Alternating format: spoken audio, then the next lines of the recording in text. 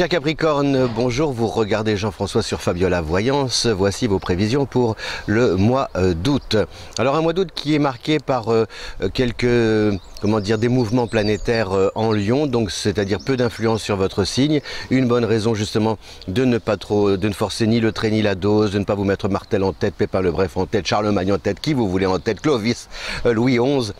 Et tout le team des rois de France, c'est-à-dire plutôt d'un peu de jouer les rois fainéants comme faisaient Roger Pierre et Jean-Marc Thibault, c'est-à-dire d'en profiter un maximum si jamais vous êtes en vacances, ne pas forcément charger vos journées et plutôt faire confiance à votre corps et à son besoin de se ressourcer en se reposant.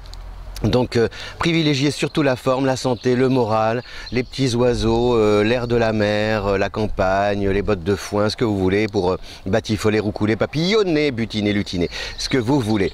Voilà, parce que donc on a le soleil qui va entrer en Vierge à partir du 24. Donc là c'est vraiment la deuxième partie du mois qui est plus importante pour vous, avec peut-être des projets en lien avec justement un programme de la rentrée auquel vous devez vous préparer ou auquel vous vous préparez déjà. C'est-à-dire qu'il y a avec ce soleil en Vierge et puis on a aussi de l'autre côté Uranus en Taureau. Donc c'est vraiment un désir peut-être à long terme de progresser, d'évoluer et l'envie justement de commencer dès maintenant à, préparer le concours que vous allez passer l'année prochaine ou l'entretien, des choses comme ça. C'est-à-dire que vraiment vous vous projetez dans l'avenir, vous anticipez et vous organisez les préparatifs pour justement aborder cette nouvelle situation ou cet examen, etc. Dans de très bonnes conditions. Le petit chat, il s'en va parce qu'il fait bouger ma caméra.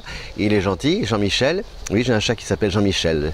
Je m'appelle Jean-Michel, j'ai le cœur en Provence où je laisse mes souvenirs. Voilà. Jean-Michel Thor. A raison. On a aussi Mercure. Alors Mercure est en Cancer en début de mois, donc c'est votre signe opposé.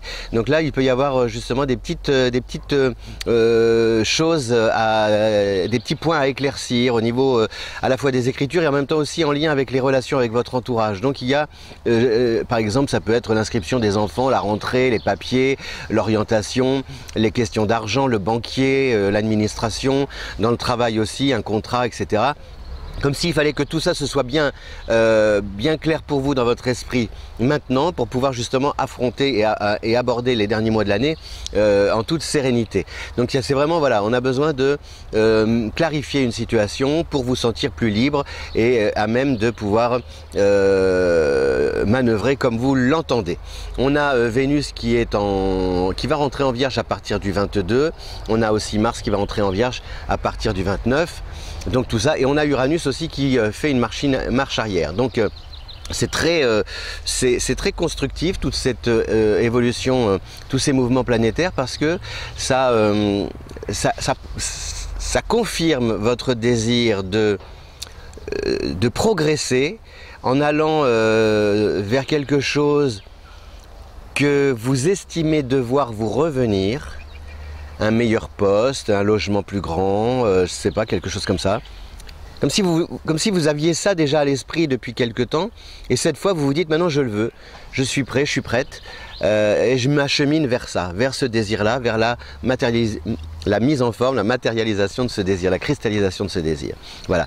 Et sur le plan, justement aussi, grâce à Vénus, avec Vénus en Vierge, cela signifie aussi que vous avez autour de vous des personnes qui adhèrent à votre projet, qui vous soutiennent, et qui vraiment veulent vous voir réussir et peut-être aussi réussir ensemble, parce que eux aussi peuvent être bénéficiaires de ces beaux succès.